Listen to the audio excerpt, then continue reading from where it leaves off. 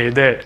So today we are going to be looking at a B6, and this particular question is actually pretty close to my heart because this is what inspired my very first article. So if you want to read that article, it's in the description, but if you want a fuller explanation of what is there in the article, then you can stick till the end of the video because I'll talk more about it in that time. So now let's get started with the question. So Sn is the set of all permutations of the numbers from 1 to n, and for any permutation Sn, we define sigma of pi to be -1 if pi is odd and 1 if pi is even. And v of pi is the number of fixed points in pi. So a fixed point is basically some number such that it ends up at its own place in the permutation. So for example, if 4 is in the 4th position in the permutation, then that's a fixed point. So v of pi is the number of those fixed points, and I think in the question they meant to use nu instead of v, but I'm using v because why not. So now we have to prove this equality. So if you observe this equality carefully, we are summing over all possible permutations of this set. So instead of doing that, because well, summing over permutations is a bit hard to work with, so what we'll do is we'll introduce some indices, and we'll use those indices to convert this sum into something which is more workable with. So one thing which we can do is we can fix v of pi. So let's say v of pi is equal to k, and k is in 0 to n. So what we can say is this sum is equal to the sum as k goes from 0 to n, the sum as over all the permutations where v of pi is equal to k of sigma pi over k plus 1. So what we have basically done is we have fixed v of pi, and then we have said that let's vary the permutations according to v of pi. So we can basically quantify some parameter or some characteristic of the permutations, and we can sum over that using it as an index. So now an advantage of this is that k plus 1 is a constant with respect to this sum. So if you look at this sum alone, then it's basically sum v of pi equals to k, and we can actually take the 1 over k plus 1 outside, so we can write it over here because it's constant with respect to this sum, and we just get sigma of pi. Well, what is the sum of sigma of pi? It is equal to the number of even permutations minus the number of odd permutations, because for every even permutation we add 1, and for every odd permutation we subtract 1. So this is basically E minus O, where E is the number of even permutations with v of pi equal to k, and O is the number of odd permutations with v of pi equal to k. So now one question which arises obviously from this is, how do we count these? How do we count the number of even and odd permutations with k fixed points? So the first objective is to quantify what it means for a permutation to have exactly k fixed points. So if it has exactly k fixed points, that means we can choose some set of k numbers from 1 to n, and we can say that okay, these are all our fixed points, but that means that none of the others are fixed points. So we have to fix k points in their own place. So let's say these are all the k fixed points. They obviously need not be consecutive, I'm just drawing them as consecutive for the sake of it. So these are all fixed, and then there will be some other numbers in the permutation, and they all have to be in some position which is necessarily not their own position, which means that all of these which are not fixed points have to be in a derangement. So if we separate these, there are n minus k over here and k over here, then these n minus k must be in a derangement. So basically what it boils down to is counting the number of such permutations where these are fixed and these are deranged. But now obviously this has a relation with counting the number of even and odd derangements of n minus k elements, but that is not obviously the full story, because there are always also these elements which can contribute some inversions which can make it even or odd. So an inversion is basically a pair xy such that pi of x is greater than pi of y and x is less than y. So basically in 1, 2, in this permutation, x appears after y, but pi of x is greater than pi of y. So in the permutation, x appears after y. So now what we have to do is we separate these n minus k elements, and we'll count the number of even and odd derangements of n minus k elements, and then we'll see what these k elements contribute in terms of inversion. So basically how many inversions are there in which these k elements are involved. Okay, so consider a permutation pi of n elements with a as a fixed point. So there are a minus 1 elements to the left of a in pi, and there are n minus a elements to the right. So now let's count the number of inversions in which a is a part. So inversions of the kind a comma something. So how many inversions are there in which a is a part? So well, one way to count it is, let's assume that there are m elements to the left of a which are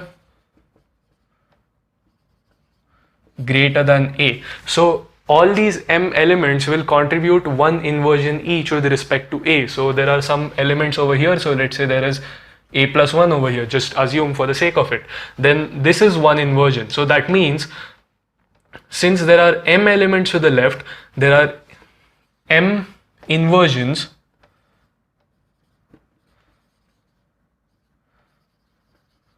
because of these m elements, and these are the only m elements which can be to the left of a and cause an inversion. And now the total number of elements which are greater than a is n minus a. So that means that the number of elements which are greater than a and to the right of a is n minus a minus m which are greater than a. So these don't contribute any derangement because a is coming before these elements which are greater than a.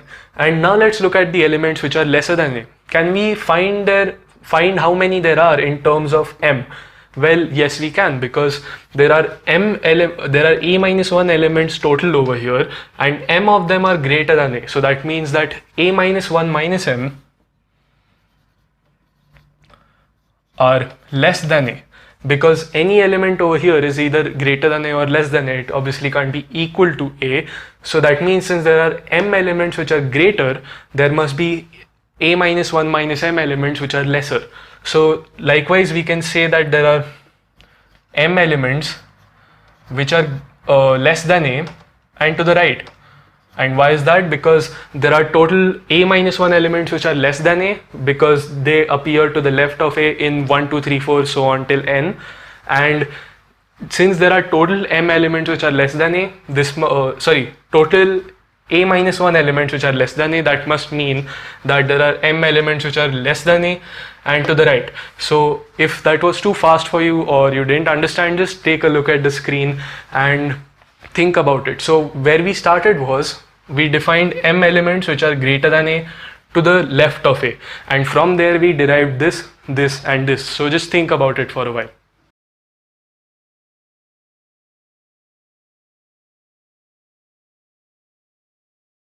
Okay, so I hope you've thought about it and it's completely clear where we are going with this, because now let's look at how many inversions there are. So there are m inversions because of elements which appear to the left of a, and how many inversions are there because of elements which appear to the right of a?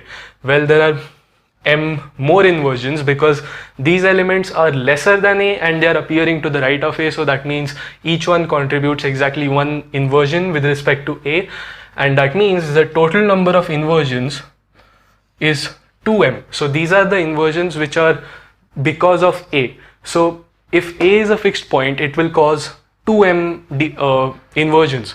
But what is 2m? It's an even number. So that means that the total number of inversions, which is the number of inversions which are caused by these together, neglecting a, and the number of inversions plus the number of inversions which are contributed by a, is 2m plus something. So 2m plus something, let's call that something s.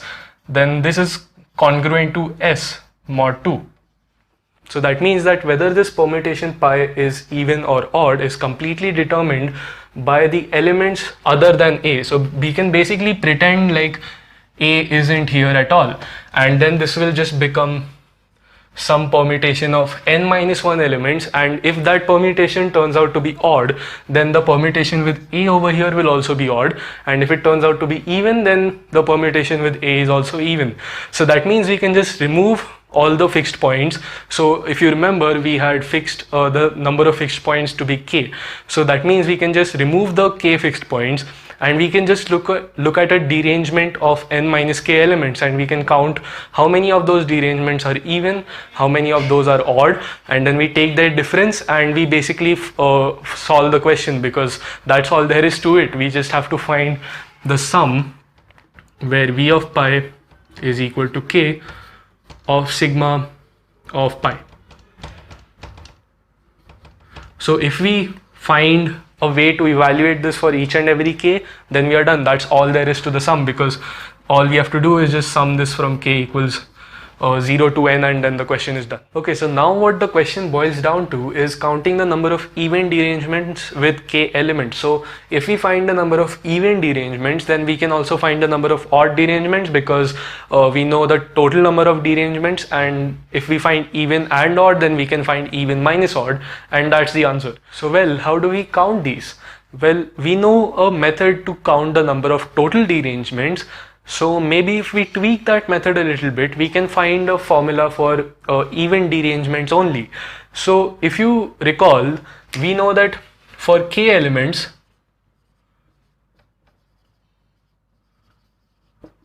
total number of even permutations is k factorial over 2 for k not equal to 0 or 1. So I've written down the formula for the number of derangements of k elements, which is usually denoted with factorial k, and let's look at where these terms in the formula come from. So first we start off with all possible permutations, so that's k factorial, and then we choose one element from the k elements and we fix it in its place, and then we move all the other elements around, and we do this for each and every element. So basically, let's say we fix 1 in the first position, and there will be k minus 1 elements over here which we'll permutate freely. Then we'll fix 2 in its position, and then there'll be some element over here and some elements over here, and these elements combined will be k minus 1 element. So we'll permute those, and likewise we'll then shift to 3 and so on. So this basically removes all the derangements, or rather all the permutations which have at least one fixed point, but there is some double counting. So what we have double counted is the number of permutations which have at least 2 fixed points, because we fixed 2 in its place and then we moved everything around. But there'll also be a case where 1 ends up in the first position and we move these elements around, but we have already done that. So we are basically double counting those permutations. So we have to after we subtract this, we have to add back in the double countings. But when we add back in these double countings, we again double count the permutations which have at least 3 fixed points. So again we have to subtract and add, and we keep doing this till we finally add or subtract, depending on whether k is even or odd, the permutations which have at least 0 fixed points, and that basically gives us the total number of derangements. So we can basically modify this formula to find a number of even derangements. So what we'll do is replace this by E of k, where E of k is the number of even derangements of k elements. So if we denote that with E of k, then this term is basically counting the total number of permutations. So what we can do is we divide this by 2, because k factorial over 2 is the total number of even permutations of k elements. Then likewise we divide this by 2, and we keep dividing by 2, but in these two terms specifically we don't divide by 2, because before we modify these two terms we need to look at why we did the division by 2 in these terms. So that was because we wanted to count the number of even permutations of k minus 2, k minus 1, k elements. So that's why we divided by 2, because we know this, but this doesn't hold for 0 and 1. And in these two terms we want to count the total number of even derangements with at least total number of even permutations with at least one fixed point and at least 0 fixed point. So over here we don't divide by 2, these just become 1. So our overall formula becomes E of k is equal to factorial k over 2, because we are basically dividing by 2, but we don't divide these two terms by 2, so we add in some correction terms which give us let's see, minus 1 to the k minus 1 times half times kc k minus 1 plus minus 1 to the k minus 1 times half times, over here we'll have k and kck. So you can see why these correction terms were added in. And now that we have done this, we can actually simplify this, because kc k minus 1 is k, this is 1. So what we can do is we can take the minus 1 to the k minus 1 common.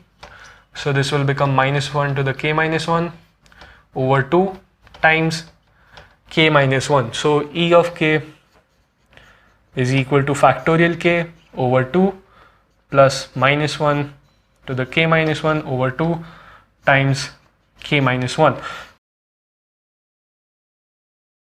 So we have found the total number of even derangements of k elements, and now what we can basically do is, what we originally wanted to find was E of k minus O of k, where O of k is the number of odd derangements with k elements. So O of k is basically factorial k minus E of k. So we want 2E of k minus factorial k. So if we put that over here, we'll get 2E of k is factorial k plus minus 1 to the k minus 1 times k minus 1, and then we subtract factorial k, so this cancels and we are left with minus 1 to the k minus 1 times k minus 1. So we have essentially solved the question, because we just need to plug this into the summation and then we have to evaluate the sum. So here's what we got so far, and if you don't see where the n minus k is coming from instead of k, well, recall that we had k fixed points and we actually wanted to find the number of even derangements with n minus k elements, not k elements. I just used k because it was more convenient.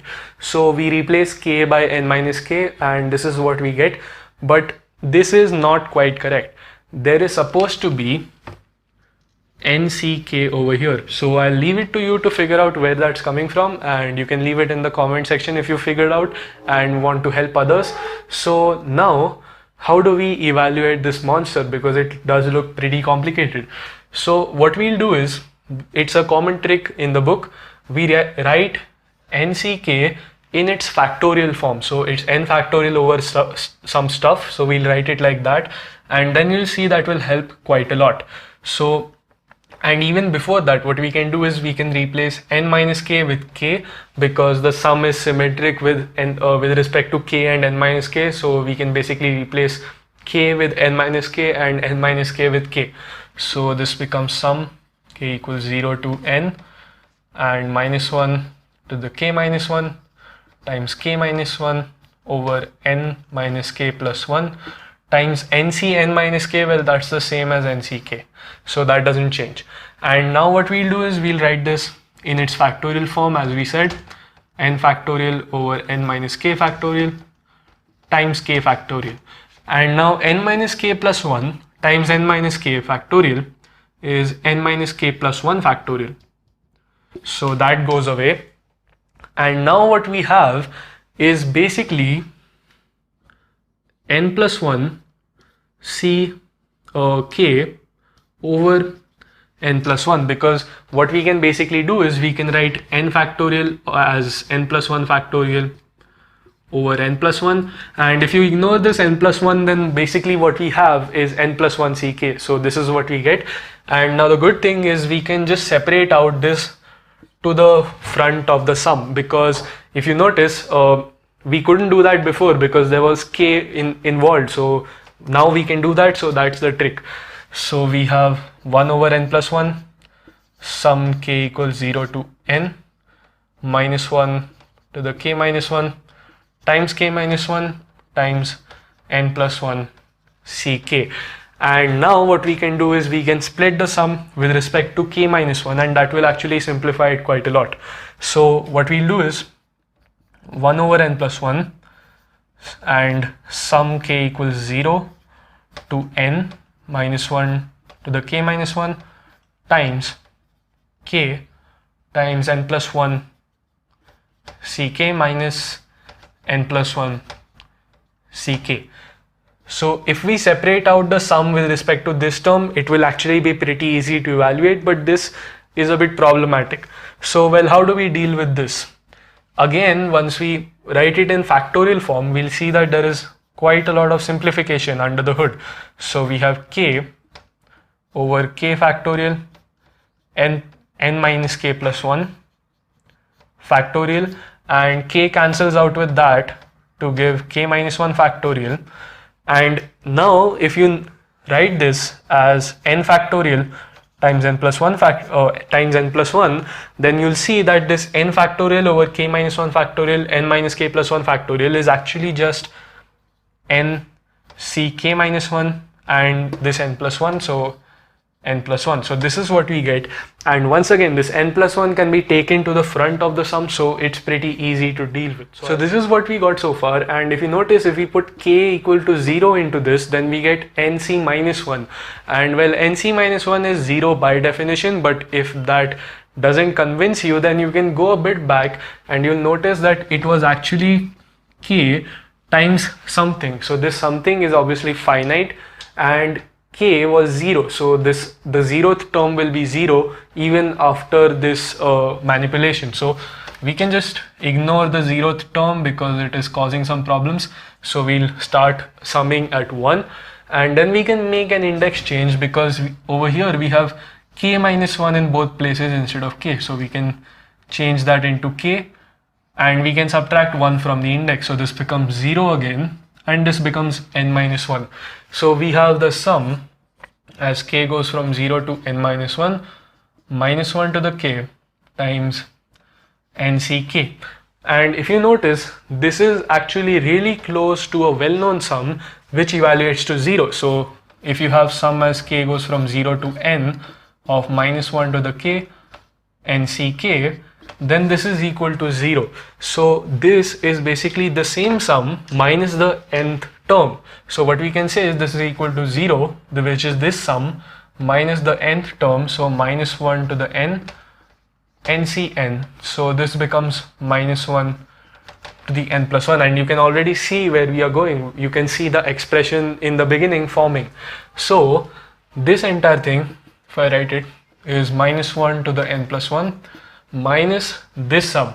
Well, we can do a similar thing with this as well, because if you look at the sum as k goes from 0 to n plus 1 of minus 1 to the k minus 1 n plus 1 ck, then this is also equal to 0. So what we can do is we can manipulate this to say that this sum is basically the same as this minus the n plus 1th term. So this is equal to 0 minus the n plus 1th term, so minus 1 to the n times n plus 1 c n plus 1. So again this is equal to 1, and this becomes minus 1 to the n plus 1. So what we get is, if we write everything out, minus 1 to the n plus 1 over n plus 1, and this is our final answer. But to bring it into the form which was given in the question, we can take minus 1 to the n plus 1 common. So minus 1 to the n plus 1 times 1 minus 1 over n plus 1, that's n over n plus 1, and we have the answer.